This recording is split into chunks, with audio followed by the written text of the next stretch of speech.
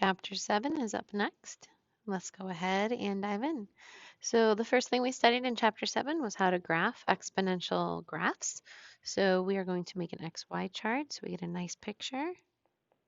By the way, all exponential graphs are either growing or they are decaying. Those might be upside down shapes. Now I have a positive 2 up here with my x, which means I am going to use a negative 2 as my middle number. And now it's a matter of going to my y equals and letting my calculator do the work for me. You can absolutely plug these in by hand if you would prefer.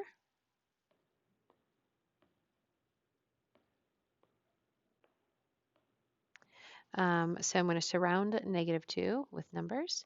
So I got to plug in these numbers so I have a nice shape.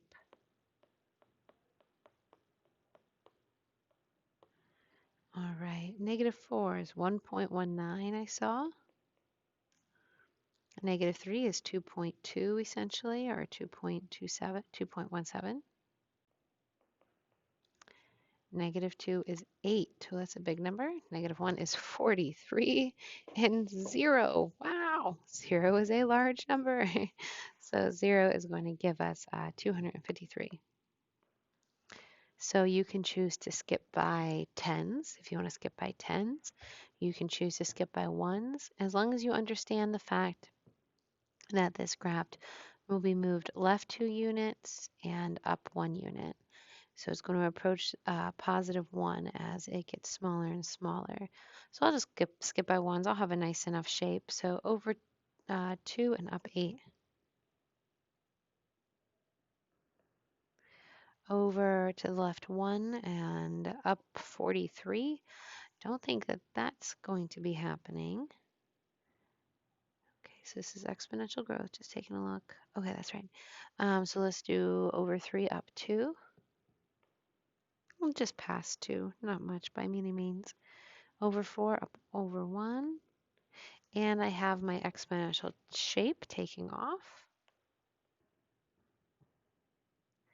Remember, it is going to approach positive 1. You do need to make sure you indicate that it approaches positive 1, and that is because usually it approaches the x-axis, but because of the plus 1 in the back, it's going to approach positive 1. Okay, I'm going to write that on there. I'm hoping that you'll study that. So here's positive 1. This is what it approaches. Oops. And that's because of the plus 1 in the back. Okay, next we have you are going to invest $1,600, annual interest rate 4.6% compounded continuously. How much will you have after 4 years? So this word continuously, that means that you're going to use E. Continuously, use E. So I have Y equals my beginning amount times E to the percent and T.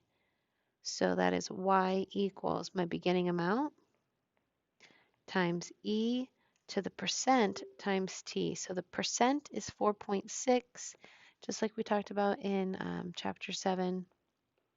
Please remember to divide that by 100. So you get 0.046. On the test, when I graded this, a lot of you did 1 plus 0.046, but that is not for continuously problems. Times 4, and our calculator can handle that.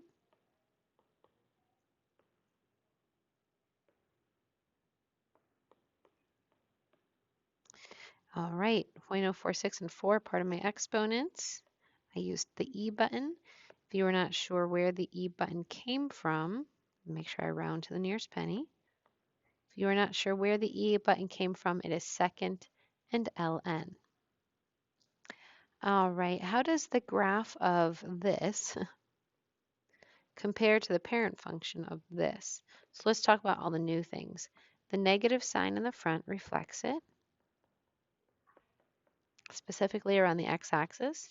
The 3 in the front is a vertical stretch of 3. The plus 2 in the exponent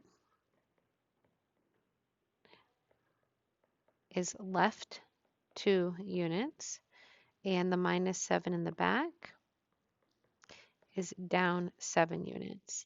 So we have reflected, a stretch, left, and down. Number 4, due to inflation, the cost of a box of cereal increases 1% every year.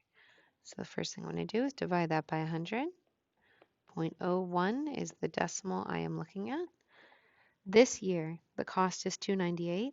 How much will it be in 17 years? So I went to Walmart grocery for you guys, and I found some Fruit Loops for $2.98.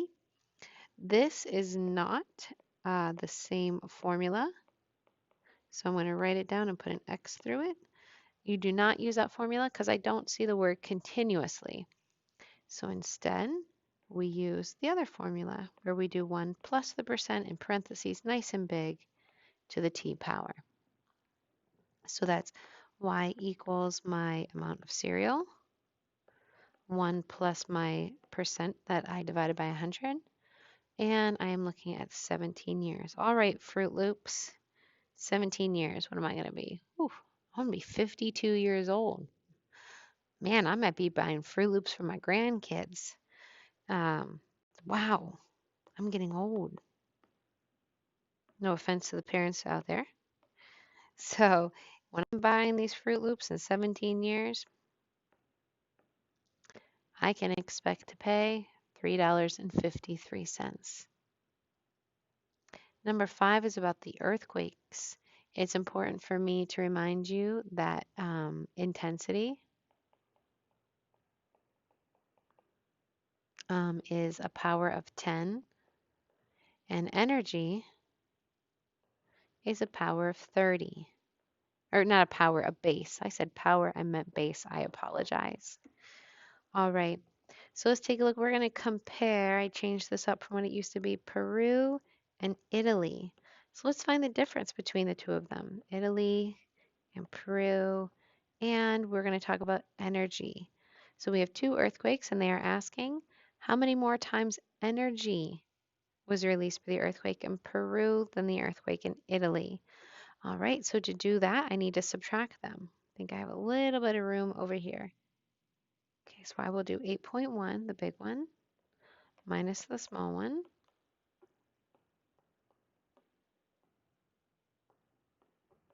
And I get 2.2. So sometimes kids are like, oh, it's 2.2 as much. That's not the case. This is talking about energy, so I have to do 30 to the 2.2 power. So look at that. That's a lot more energy. I'll just round.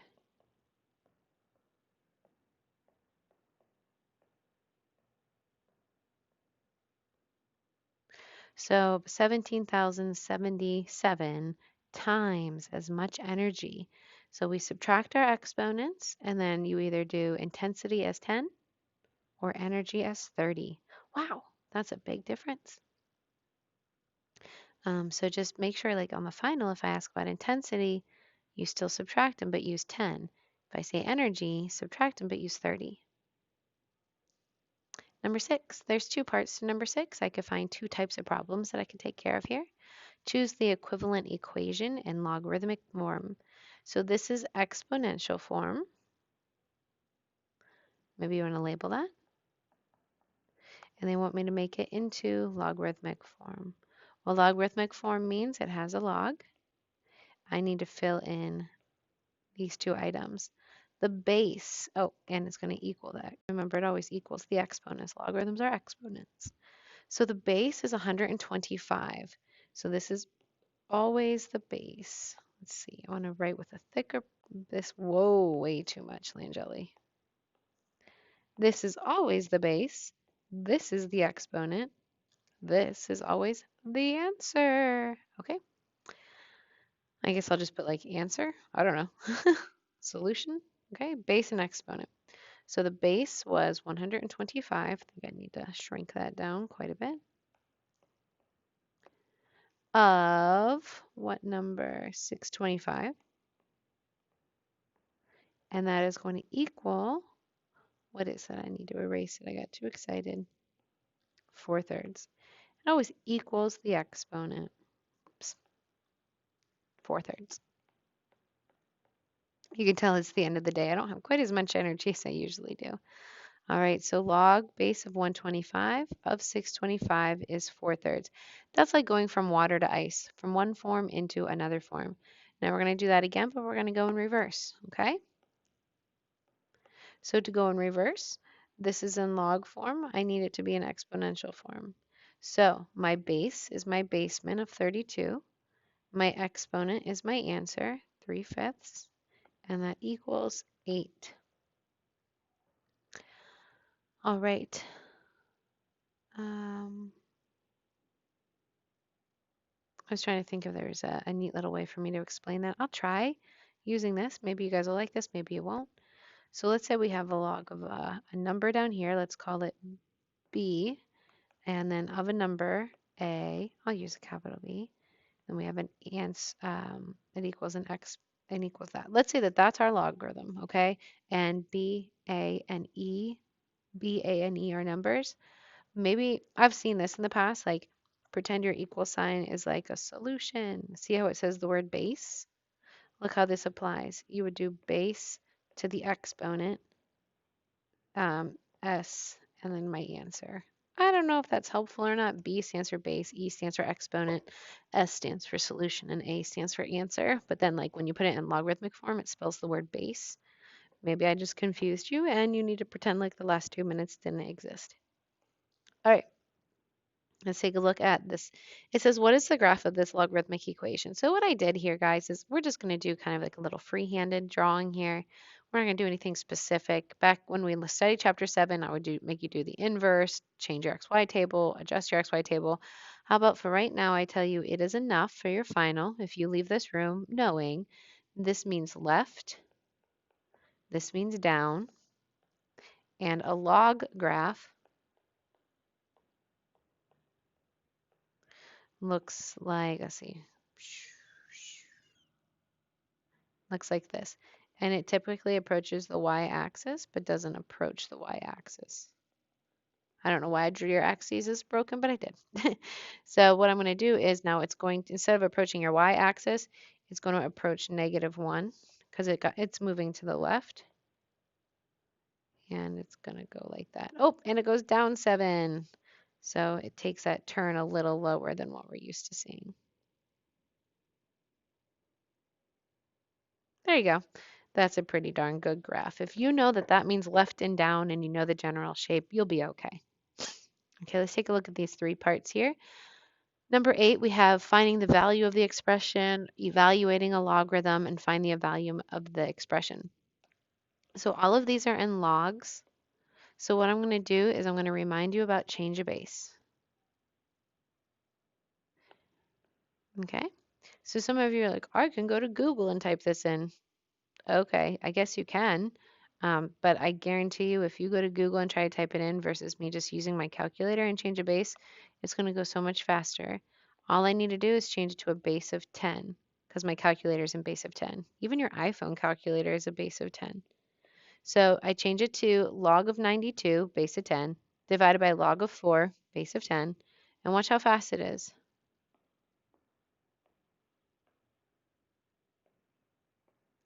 So I don't know, like on the next one, you guys can get Google pulled up and like do a mark it, set, go.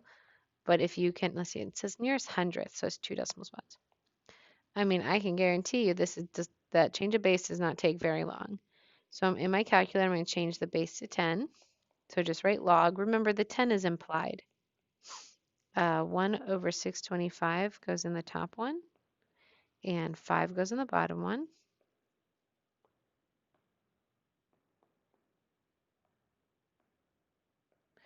Remember, your calculator is in a base of 10, which is why we're doing the switch. And the last one, log, this is already in a base of 10. When you don't see a base written, then you can just type it in. Log 457. There you go. What does they say? Nearest hundredth. There. If you are ever interested to know if you did it right, you simply, like in the first one, you take the base of 4, you raise it to the power you got, and I'm going to get pretty darn close to 92. Now in the next one, I would do 5 raised to the -4th power. I get decimal, but we can change that to a fraction. There it is. And the last one would be 10 raised to the 2.66 power, pretty close to 457. I had to round, so we're going to get some icky decimals. Number 9, I could find two parts, and these are the properties, and we're going to make them a single log. So the property is adding means multiply. That's called the product property.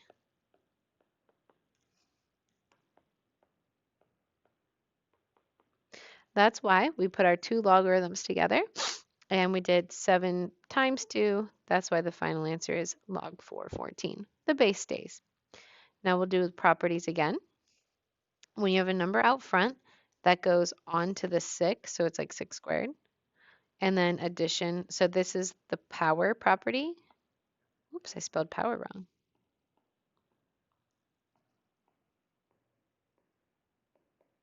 And then addition means multiplication. So that's the product. I'm having trouble. That's the product property. So that was two things that happened. If you're wondering, like, what do you mean, the two things that happened? Well, 6 became 6 squared, and the addition sign means you multiply by a third. So if you do 6 squared times 1/3, you end up getting this 12 that they have on this other side. So the question said, what are the properties? By the way, the other property is the quotient property. Let's see, is that there? So if I can review the quotient property real fast if anybody wants. It wasn't like I didn't give you an example. You can always look at one in your notes. It would be like log of 4 minus log of x would turn into log of 4 divided by x. That's the quotient property. Okay, so just maybe an extra little review there. And number 10, I saw 4 different types of problems that could be presented to you on the solving of Chapter 7. Chapter 7 dealt with exponents, Chapter 7 dealt with logs, Chapter 7 dealt with ln's and e's. But ln's are really logs and e's are really exponents. So they all kind of go hand in hand. So what we're going to do first here is you need to make sure that the base and the exponent is by itself, which it is. Then what you do is, since this is an exponential form and we can't solve it, we need to change it to a logarithmic form. So I'll do log with a base of 64 of an answer of 1/16 equals my exponent of 4x minus 3. And that takes into consideration what we did up above. So now what I'll do is I got to be able to put this in my calculator, so I have to change the base. So I'm going to change a base. See, I told you I do teach it to him. So that turns into log of 1/16 on the top, changing it to a base of 10, divided by log of 64, changing it to a base of 10. I mean, I have to do that to get it in my calculator. Yeah, if you have like an expensive math calculator, you might not need to change the base, but I have a free calculator, so there you go. Nothing wrong with this though. Doing well. Now, I know I get that really weird decimal, right? So no matter what I get out of this green highlight, I still need to move the 3 and the 4 over. So I'm going to hit add 3, and then I'm going to do divide by 4. I'm going to hit enter in between those, please. Otherwise, it's going to add 3 4s. Final answer. You can even probably check to see if it's a fraction. It might not be. Oh, look at that. X is 7/12. And if you're ever interested to see if you get the answer right, just put X in. Remember, we got 7/12, so watch this. 64 to the 4 times 7/12 minus 3. Check your answer. You get 0.0625. Change it to a fraction. Sure enough, it does equal 1/16. So that's the first type of problem we studied. And then we can solve logarithms.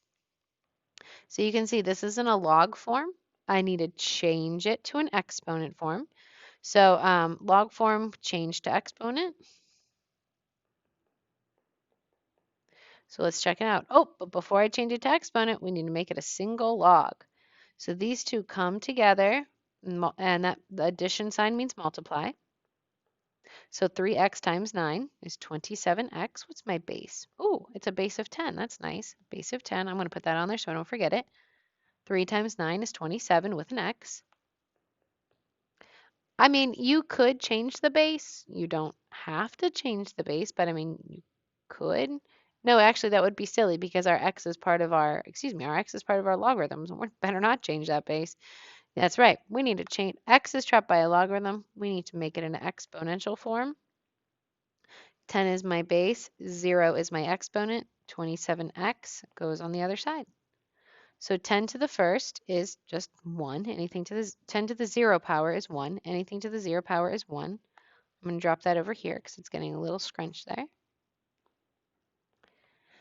Divide by 27. 1 divided by 27. There you go. I can leave it as 1/27th, which is fine, or I can convert it to a decimal. There you go. So for things that are stuck in exponential form, you want to change this to log form. There are things that are stuck in log form, you want to change them to exponential form. It says to the nearest hundredth. Excuse me, I'm sorry. I should have stopped there, and I should have made it 0.04. So if we round to the nearest hundredth, I should have just made it 0.04. Check your rounding. Number 10, part C.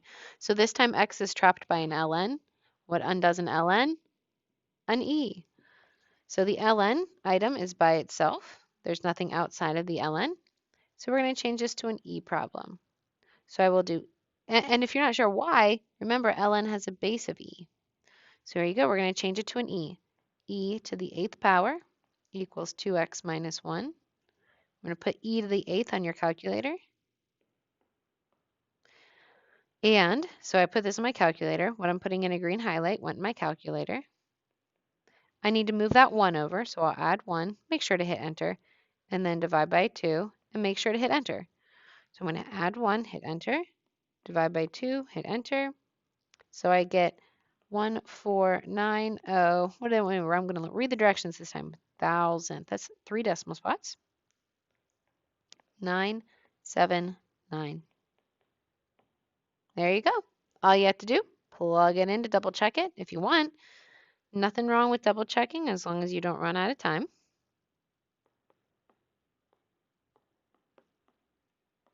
And whoops, oh, I forgot to take away 1 and get rid of that other parenthesis. I was getting 2 parentheses happy, wasn't I? There you go. Super close to 8. 10D. Ooh, x is trapped by an e. So first things first, I've got to get this by itself. So I've got to divide by 5. Got to get the e by itself. Otherwise, I cannot execute this problem. Now, x is trapped by an e. To undo an e, you need to use an ln. By the way, that's really just log with a base of e. It's just so common that we call it the natural log. It's ln. I use a capital or a cursive L so you guys don't think that I'm writing 1n. So ln of the 4 equals 2x plus 3. X is now free. I'm free. He's so happy. So type ln of 4 in your calculator, get a decimal. Subtract 3, get a decimal. Divide by 2, get your answer. So, and what do they want me to write? Oh, doesn't say, so I'll just go ahead and do negative 0.807 because that's what I feel like. And again, if you want to check it, by all means. It's not too hard to type it in. I'm just putting it in there for x. There you go, super close to 20. I think I'm good. The last one, I just wanted to make sure that you knew you could put ln's together as well as logarithms together. We did this in 7.6. It's the same as what we did in 7.4. Just remember, addition means multiply, and the things in the front, those become exponents, so, or powers. Maybe I should even, I'll use the word powers. They become powers.